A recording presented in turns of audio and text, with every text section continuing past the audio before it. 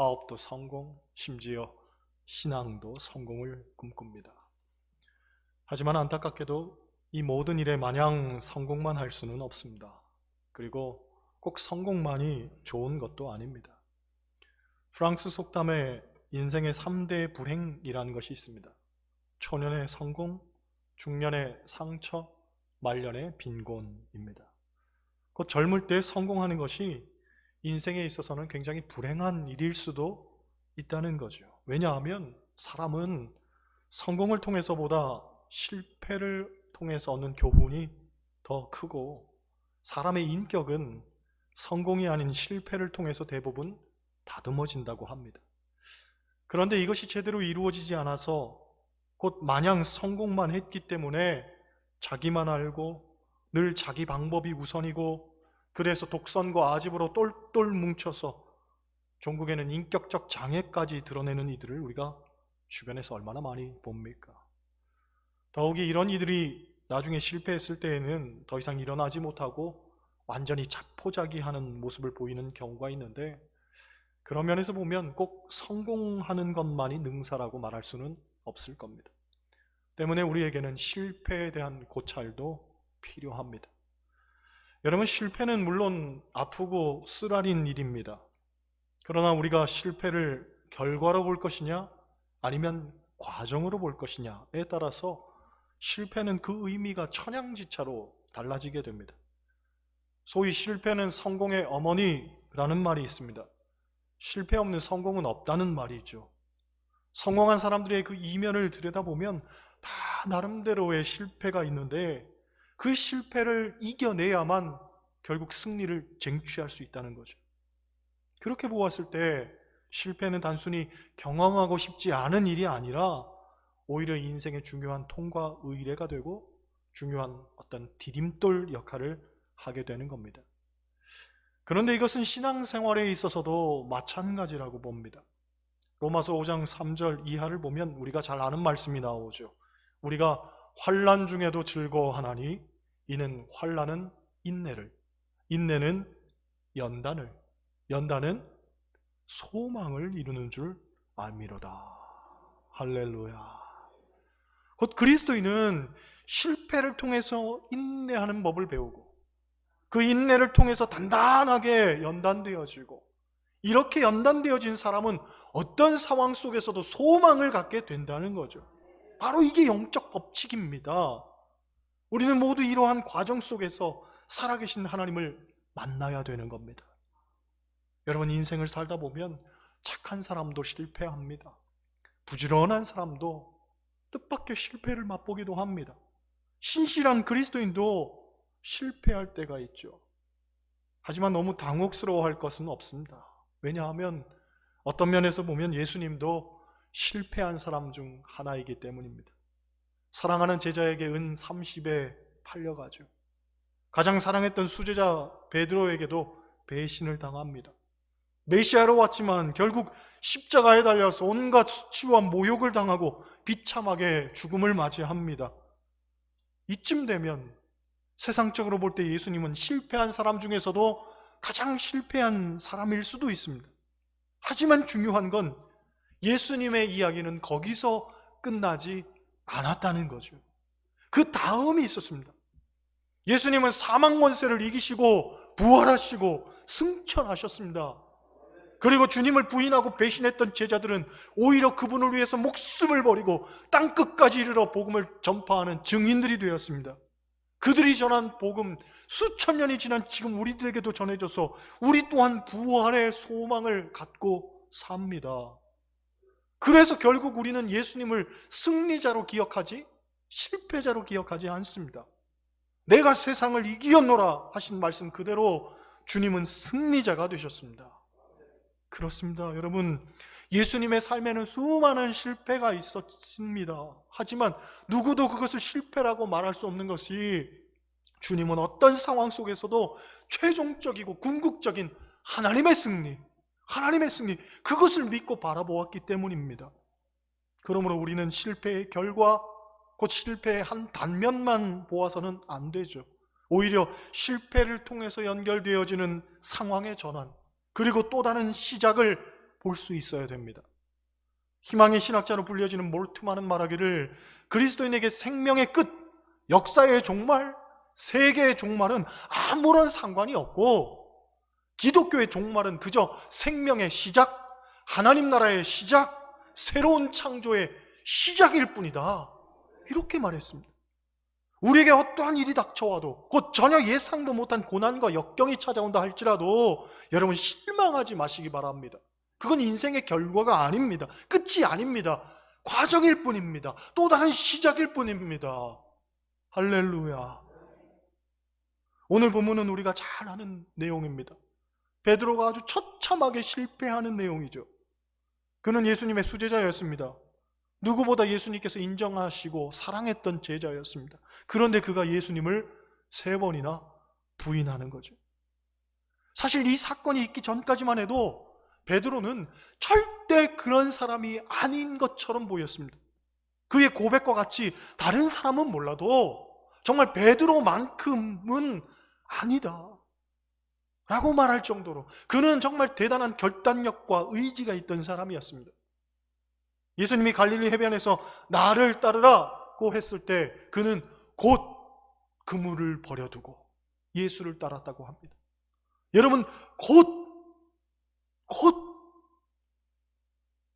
따른다는 것은 이거 정말 쉽지가 않습니다. 요즘은 결정장애가 있는 사람들이 많다고 하죠. 그래서 당연히 해야 하는 선택도 쉽게 결정하지 못한다고 합니다. 회사에서 무슨 일을 시키면 네, 하겠습니다 또는 아니요, 하지 않겠습니다 하고 말해야 되는데 글쎄요, 생각해 보고요, 이렇게 대답하는 젊은이들이 많다고 합니다. 결혼한 아내가 남편에게 여보 이것 좀 해야 되는데 그러면 엄마한테 전화 좀 해볼게 그런다는 거예요. 얼마나 답답합니까? 오늘날 예수님께서 우리에게 나를 따르라고 말씀하셨을 때에 혹 어떤 이들은 예수님 검색 좀 해보고요 휴대폰 꺼내들지도 모르겠습니다. 과연 예수님을 따르는 것이 안전한지 안전하지 않은지 도대체 이분은 어떤 분인지 실컷 검색을 해봐야 되는 거죠. 유튜브에게 물어보든가. 곧이라는 것이 절대로 쉽지 않단 말이죠. 더구나 베드로에게 그물과 배는 삶의 전부였습니다. 이것은 절대로 포기할 수 없는 것과 같았습니다. 그런데도 고민도 없이 예수님을 곧 따랐다고 하죠. 얼마나 결단력 있는 모습입니까? 또 마태복음 14장을 보면 예수님께서 한밤중에 바다 위를 걸어오시는 이야기가 나옵니다. 제자들 모두가 유령이라 하면서 무서워 떨고 있을 때에 베드로가 예수님께 부탁하기를 주님, 만일 주님이시거든 나를 명하사 물 위로 오라 하소서. 그러면서 결국 물 위를 걸어갑니다. 이게 아무나 할 수 있는 일이겠습니까? 요한복음 18장을 보면 대제사장과 바리새인들이 군대를 앞세우고 예수님을 잡으러 오는데 그때 베드로가 칼을 들어서 대제사장의 종의 귀를 쳐서 베어버린 사건이 나옵니다. 대제사장과 바리새인들이 군대를 앞세워서 왔으니 누구나 그 규모의 분위기에 압도당해서 몸을 사렸을 겁니다. 그런데 베드로는 예수님을 보호하겠다는 일념 하나로 선뜻 칼을 들어서 대제사장의 종의 귀를 베어버렸으니 소위 죽음도 불사하겠다는 결연한 의지를 드러낸 거죠. 그렇습니다. 베드로는 절대 유약하거나 소심했던 사람이 아니었습니다. 한다면 하는 사람이었고 누구보다도 담대하고 강인한 정신력을 갖고 있던 사람이었습니다. 그런데 그가 무너진 거죠. 다른 사람도 아니고 베드로가 무너진 거예요. 게다가 연약한 여종들 앞에서 무너진 거예요. 군대 앞에서도 무너지지 않았던 베드로가 어떻게 여종들 앞에서 이렇게 무너진단 말입니까? 속절없이. 무엇 때문이었는지는 모르겠지만 우리가 확실히 깨달을 수 있는 것은 바로 여기에 인생의 아이러니가 있다는 거예요. 마냥 강할 것 같은 사람도 무너지더라는 거예요. 그리고 무너지는데 정말 아무것도 아닌 일에 무너지더라는 거예요. 그걸 보며 우리는 느끼죠. 그렇구나. 사람이 아무것도 아니구나. 정말 대단하게 보이고 강인하게 보이는 사람도 결국은 아무것도 아니더라는 거예요. 사람의 존재는 그렇더라는 거예요. 그러면 베드로가 도대체 왜 예수님을 부인했을까? 왜 그가 실패했을까? 성경학자들은 세 가지를 말합니다. 첫째, 베드로는 자신을 너무 과신했습니다.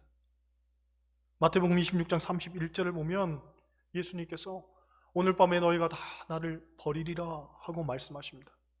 그랬더니 베드로가 하는 말이 모두 주를 버릴지라도 나는 결코 버리지 않겠나이다. 다른 사람은 다 버려도 나는 절대로 버리지 않겠습니다 하고 이야기하죠. 성경학자들은 바로 이 말에 주목합니다. 즉 베드로는 자신을 포장하기 위해서 타인을 깎아내렸다는 거예요. 여러분, 교만이란 나 자신을 과신하는 것이기도 하지만 동시에 남을 우습게 여기는 것이기도 하다는 거죠.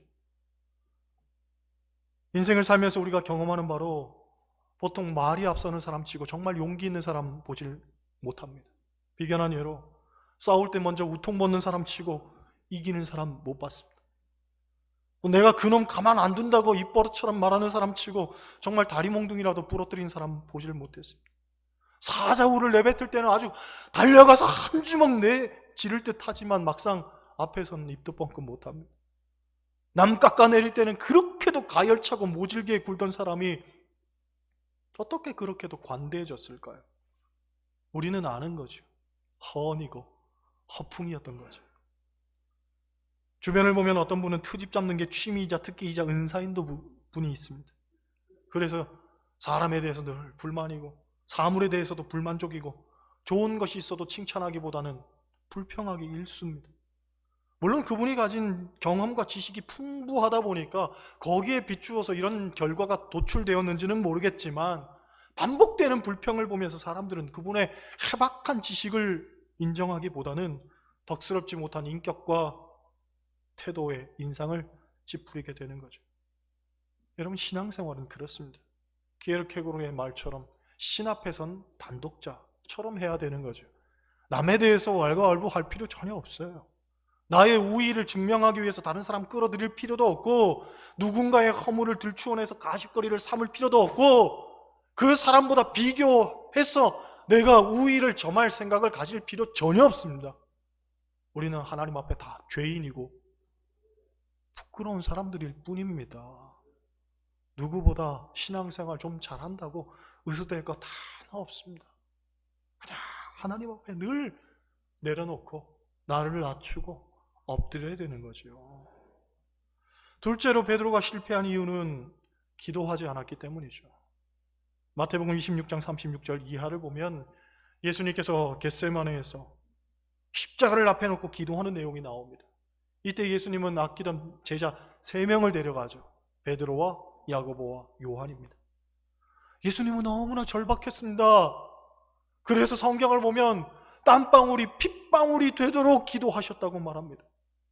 그런데 땀방울이 핏방울이 되도록 하나님 앞에 매달리고 있을 때 제자들은 무엇하고 있었습니까? 잠자고 있었습니다. 잠을 자고 있었습니다. 그래서 예수님께서 제자들에게 부탁하지요. 어찌 잠만 자고 있냐? 시험에 들지 않게 깨어 기도하라. 시험에 들지 않게 기도하라는 거예요. 그런데도 제자들은 잠만 자고 있었죠. 베드로는 잠을 자고 있었습니다. 결국 기도하지 않으니 그에게 시험이 찾아왔던 것이고 그 시험으로 쓰러지게 된 거죠. 여러분, 우리가 시험을 이기기 위해서 기도하는 것도 중요하지만 시험이 찾아오기 전에 미리미리 기도하는 것 더 중요합니다. 그래서 어떤 목사님은 기도가 예방주사와도 같다고 말합니다. 아프기 전에 맞는 예방주사. 여러분, 요즘처럼 예방주사의 중요성이 인식되었던 적이 있었을까 싶습니다. 그렇죠? 안 보이면 그런 거예요, 요즘은. 그래서 우리가 예방주사를 맞잖아요. 전문가들은 앞으로 이런 상황이 더 많이 지속될 것이라고 이야기하는데 영적인 측면에서도 마찬가지라고 봅니다. 사단 마귀의 시험은 날이 갈수록 더 집요해지고 더 간교해집니다. 그 시험의 소용돌이 속에서 과연 우리가 쉬 벗어날 수 있다고 누구도 장담할 수가 없죠.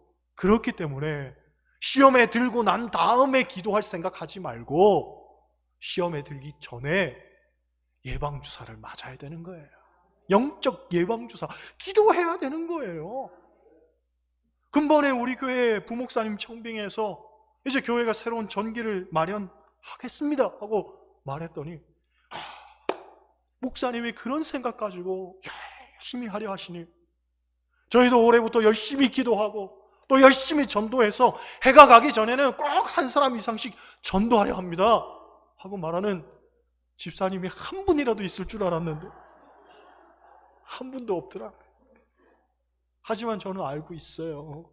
말로는 표현하지 않지만 마음은 다 그렇잖아요. 그렇죠? 할렐루야. 아직도 세 분이 아멘을 안 하시네. 그렇죠?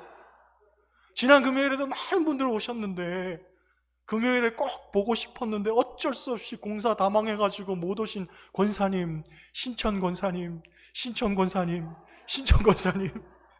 집사님이야. 이번 주는 꼭 오실 줄로 믿습니다. 마음은 원인데 공사 다 망해서 할렐루야. 그렇죠? 여러분, 우리가 세상을 이기는 힘은 우리의 노력이나 지혜가 아닙니다. 오직 하나님의 능력이죠.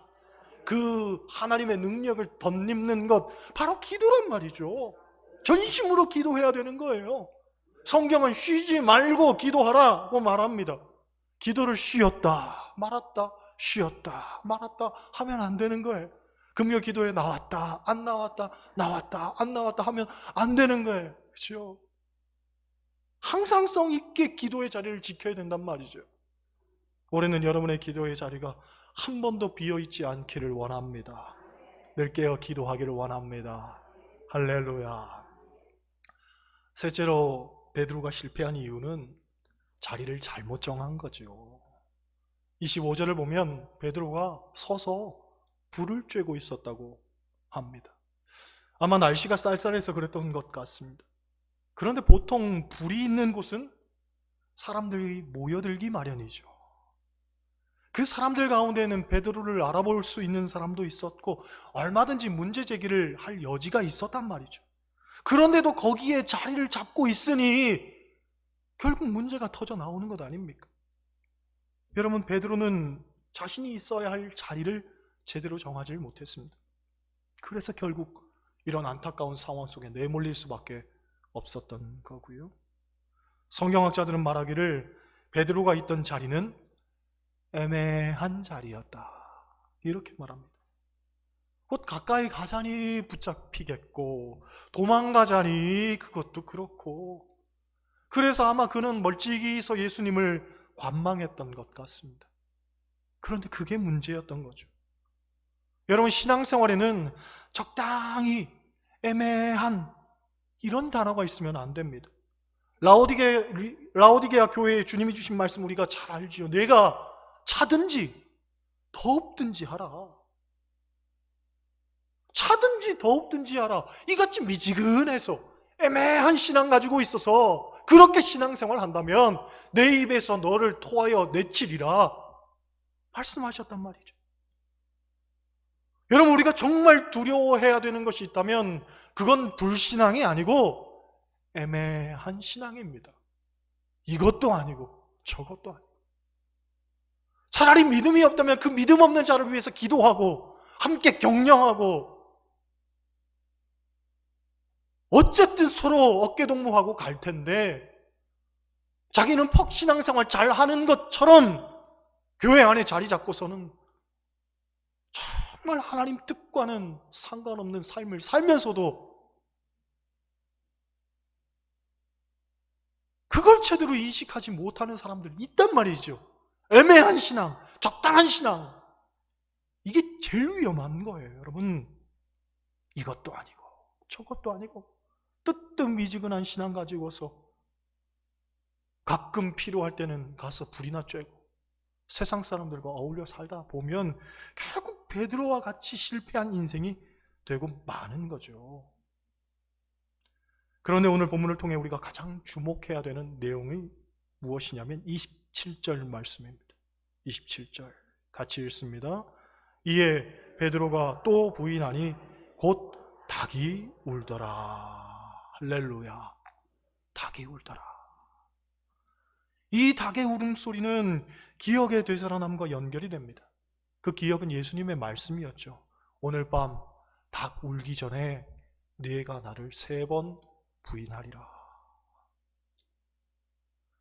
베드로에게 있어서 이 사건은 너무 오래된 기억이라 흐릿해져 버린 것도 아니었습니다. 그날 낮에 하신 말씀이니까. 너무 어이가 없어서 잊어버렸는지 아니면 피하고 싶었는지는 모르겠지만 어쨌든 이 베드로의 기억 속에서 지워버린 말이었단 말이죠. 그런데 닭이 우는 그 시점에 너무나 생생히 되살아나는 거예요. 오늘 밤 닭 울기 전에 내가 나를 3번 부인하리라. 우리가 알듯이 바로 이 닭의 울음소리가 베드로의 인생에 있어서는 터닝 포인트가 되었죠. 그는 그것을 기점으로 처절한 자기 반성과 더불어 자기 존재에 대한 제대로 된 인식을 갖게 되었습니다. 어찌 보면 닭 울기 전에 베드로는 여전히 시몬이었습니다. 그의 인생은 나는 아니라 하는 말로 점철되죠. 물론 저는 그 말 속에서 어떤 함의적 의미를 생각해 보았어요. 베드로가 나는 예수의 제자가 아니라 하는 말로 나는 아니라 하고 이야기했지만 나는 그러지 않겠노라. 나는 아니라. 나는 그런 사람 아니라. 그런 뜻이 거기에 담겨 있는 거예요. 그런데 닭이 울고 그의 인생은 달라졌습니다. 기억하고 싶지 않은 처절한 실패였지만 나는 아니라가 아니라 결국 나도 그것밖에는 안 되는구나. 나라는 사람이 그것밖에는 안 되는구나. 그걸 비로소 깨닫게 되는 거죠. 그렇습니다, 여러분. 실패는 아픕니다. 고통스럽습니다. 때로는 우리를 절망으로 내모는 것 같습니다. 하지만 우리에게 실패는 정말 나란 존재가 무엇인지를 제대로 느끼게 되고 하나님 앞에 정말 나란 존재는 무엇인지를 제대로 고백할 수 있게 만드는 중요한 계기가 된단 말이죠. 히브리서 12장 8절을 보면 이런 말씀이 있습니다. 징계는 다 받는 것이거늘 너희에게 없으면 사생자요 친아들이 아니니라. 세번역 성경은 이렇게 표현합니다. 모든 자녀가 받는 징계를 여러분이 받지 않겠다고 하면 여러분은 사생자지 참 자녀가 아닙니다. 매튜 헨리의 주석을 보면 친아들과 사생자의 가장 큰 차이를 유산에 대한 상속이라고 합니다. 그러니까 친아들은 징계가 있지만 상속도 있고 사생자는 징계도 없지만 상속도 없다는 거예요. 즉 하나님의 징계에 대해서 말씀하실 때 우리는 무엇을 생각해야 되냐면 하나님 나라에 대한 유산을 생각하고 내가 하나님의 정말 친아들이 되었구나, 친딸이 되었구나, 하나님 자녀가 되었구나, 그것을 생각해야 되는 거예요. 그래서 성경을 보면 우리의 유익을 위해서 징계를 주신다고 했거든요. 사실 이 징계가 어떤 면에서 우리에게는 실패로 기억될 수 있습니다. 하지만 이 실패를 통해서 우리는 연단되고 그렇게 단련이 되면 결국 욥의 고백과 같이 우리는 순금같이 정금같이 쓰임받게 되는 거죠. 여러분, 인생을 살다 보면 우리는 삶에서 혹은 신앙에서 안타까운 실패를 맛보기도 합니다. 하지만 우리는 그것을 통해서 거룩해지고 결국 예수님을 닮아가게 되는 겁니다. 실패하기 전에는 나는 아니라, 나는 그런 사람 아니라 그렇게 이야기했지만 연약한 여종 앞에서 속절없이 무너지면서 나는 아니라, 난 예수님의 제자가 아니라.